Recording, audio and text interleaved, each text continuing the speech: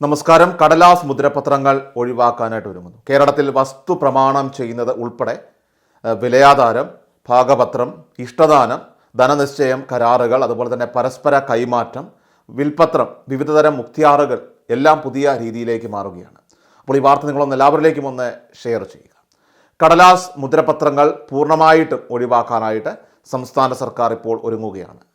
ഇതോടെ സംസ്ഥാനത്ത് വസ്തു രജിസ്ട്രേഷൻ ഉൾപ്പെടെയുള്ള കാര്യങ്ങൾ പുത്തൻ സംവിധാനത്തിലേക്ക് മാറുകയാണ്. ഇക്കാര്യം വളരെ വിശദമായിട്ട് ചർച്ച ചെയ്യുവാൻ ആധാരമെഴുത്തുകാരുമായിട്ട് മന്ത്രി കടന്നപ്പള്ളി രാമചന്ദ്രൻ ഈ മാസം 24-ാം തീയതി ചർച്ച നടത്തും. പുത്തൻ സംവിധാനം നടപ്പിലാക്കുന്നതിൻ്റെ പ്രാരംഭ നടപടികളിലേക്ക് സർക്കാർ ഇപ്പോൾ കടന്നു കഴിഞ്ഞുവെന്നാണ് ഇപ്പോൾ ലഭ്യമാകുന്ന വിവരം. നിലവിലുള്ള നമ്മുടെ സംസ്ഥാനത്തെ ആധാരമെഴുത്തിന് പകരം പുതിയ ടെംപ്ലേറ്റിലേക്ക് കാര്യങ്ങൾ ഇനി മാറുന്നതായിരിക്കും. ഇപ്പോൾ 22 തരം ആധാരങ്ങളാണ് ഉള്ളത്. അവ പര്യാപ്തമല്ലാത്തതിനാലാണ് പൂർണ്ണമായിട്ടും ഒഴിവാക്കിക്കൊണ്ട് ടെംപ്ലേറ്റിലേക്ക് മാറുന്നത്. അതോടെ കൂടുതൽ മാതൃകകൾ നിലവിൽ വരികയും ചെയ്യും. ഇത് പ്രകാരം ആധാരം ചെയ്യുന്ന വ്യക്തിയുടെ പേര്, അതുപോലെ തന്നെ വസ്തുവിൻ്റെ വിവരങ്ങൾ, സാക്ഷിയെ സംബന്ധിക്കുന്ന വിവരങ്ങൾ, വസ്തുവിൻ്റെ മുൻകാല രേഖകളിലെ വിവരങ്ങൾ എല്ലാം കൂടി ഉൾപ്പെടുത്തി പ്രത്യേക കോളങ്ങൾ ഉണ്ടാകും. ആധാരം സംബന്ധിച്ച മറ്റ് വിവരങ്ങളുണ്ടെങ്കിൽ അത് ചേർക്കാനുള്ള പ്രത്യേക കോളവുമുണ്ടാകും. പ്രധാനമായിട്ടും ഇഷ്ടദാനം, ഭാഗപത്രം ഉൾപ്പെടെയുള്ളവ ഈ ഭാഗത്ത് രേഖപ്പെടുത്താൻ സാധിക്കും. ഇതെല്ലാം ചേർത്ത് ഓൺലൈൻ മുഖേന സബ് രജിസ്ട്രാർക്ക് സമർപ്പിച്ച് ഈ സ്റ്റാമ്പിംഗ് സംവിധാനത്തിലൂടെ സ്റ്റാമ്പ് ഡ്യൂട്ടിയും അതോടൊപ്പം തന്നെ രജിസ്ട്രേഷൻ ഫീസും ഒടുക്കിയാൽ രജിസ്ട്രേഷൻ നടപടികളെല്ലാം തന്നെ പൂർത്തിയാകുന്നതായിരിക്കും. ആധാരം എഴുത്തുകാർ മുഖേനയാവും ഇതെല്ലാം തന്നെ നടപ്പിലാക്കുക.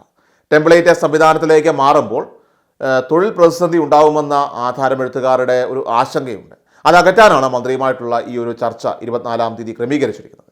കടലാസ് മുദ്രപത്രങ്ങൾ ഒഴിവാക്കുന്നതിനൊപ്പം തന്നെ ആധാര രജിസ്ട്രേഷൻ അത് കൂടുതൽ സുതാര്യവും അതുപോലെ ലളിതവുമാകുമെന്നാണ് ഇതിൻ്റെ പ്രത്യേകതയും. Document writers and scribes union, അതുപോലെ തന്നെ Kerala state documents workers union, Kerala state document writers and scribes association എന്നീ സംഘടനകളുടെയൊക്കെ 2 പ്രതിനിധികളെ വീതമാണ് ഈ ചർച്ചയ്ക്കായിട്ട് മന്ത്രി ഇപ്പോൾ ക്ഷണിച്ചിരിക്കുന്നത്. ഈ ഒരു പുതിയ ടെംപ്ലേറ്റിലേക്ക് മാറുമ്പോൾ ആധാരങ്ങളിൽ രേഖപ്പെടുത്തേണ്ട എല്ലാ വിവരങ്ങളും നിശ്ചിത മാതൃകയിലുള്ള ആ ഫോറത്തിൽ കൃത്യതയോടുകൂടി ചേർത്തുകൊണ്ട് നൽകുന്നതാണ് ഈ ടെംപ്ലേറ്റിൻ്റെ ഒരു രീതി എന്ന് പറയുന്നത്.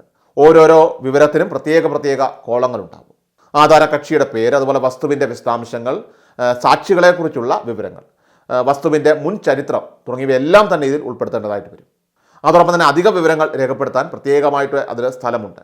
അതുമാത്രമല്ല, ഇഷ്ടദാനം, ധനനിശ്ചയം, ഭാഗപത്രം തുടങ്ങിയ ഇനങ്ങളിലൊക്കെ ഭൂവുടമയുടെ ഇഷ്ടാനിഷ്ടങ്ങൾ പോലും അതിൽ രേഖപ്പെടുത്താനായിട്ട് സ്ഥലമുണ്ടായിരിക്കും.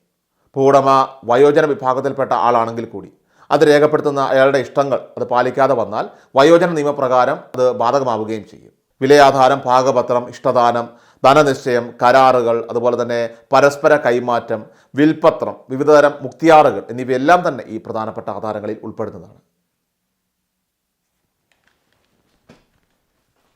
എല്ലാ ദിവസവും വാർത്തകൾക്കും അറിയിപ്പുകൾക്കുമായി യൂട്യൂബ് ചാനൽ സബ്സ്ക്രൈബ് ചെയ്യുക, ഫേസ്ബുക്ക് പേജ് ഫോളോ ചെയ്യുക. വാർത്തകളുടെ നോട്ടിഫിക്കേഷനായി ബെൽ ഐക്കൺ എനേബിൾ ചെയ്യുക.